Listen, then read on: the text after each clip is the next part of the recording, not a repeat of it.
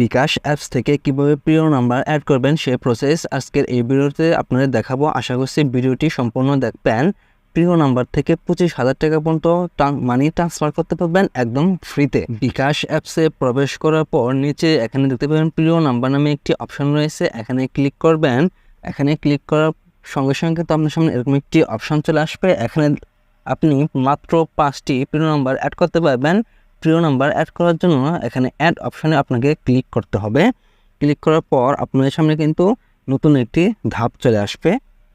এখান থেকে আপনার যে প্রিয় নাম্বারটি অ্যাড করতে চাচ্ছেন সেই নাম্বারটি এখানে বসিয়ে দিতে হবে। আপনি চাইলে কিন্তু নিচ থেকে কন্ট্যাক্ট লিস্টে থাকা আপনার যে কোনো নাম্বার এখানে অ্যাড করতে পারবেন।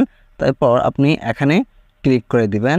তারপরে আপনার সামনে এরকম একটি ইন্টারফেস চলে আসবে।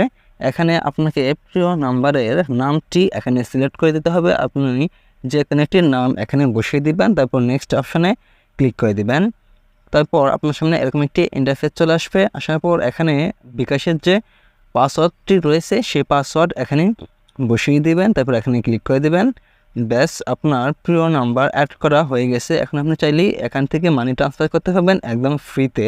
আমরা অনেক সময় দেখা যায় অনেকজনেরই প্রিয় নাম্বার অ্যাড করার লাগে, আবার কত সময় রিমুভ করাও লাগে। এর জন্য আপনি আবার যদি কোনো প্রিয় নাম্বার রিমুভ করতে চান তাহলে আবার প্রিয় নাম্বার অপশানে ক্লিক করবেন। এখন আপনি যদি আরও অ্যাড করতে চান তাহলে প্লাস অপশানে ক্লিক করবেন। আর যদি রিমুভ করতে চান তাহলে যেই নাম্বারটি রিমুভ করতে চান সেটার উপর ক্লিক করবেন। রিমুভ লেখা দেখতে পাচ্ছেন, এখানে ক্লিক করবেন। আপনার সামনে এরকম একটি ইন্টারফেস চলে আসবে। আসার পর এখানে আপনাকে বিকাশের পাসওয়ার্ড দিতে বলছে, আপনি সেই বিকাশের পাসওয়ার্ডটি দিয়ে দিবেন। তারপর কিন্তু আপনার ওই প্রিয় নাম্বারটি রিমুভ হয়ে যাবে।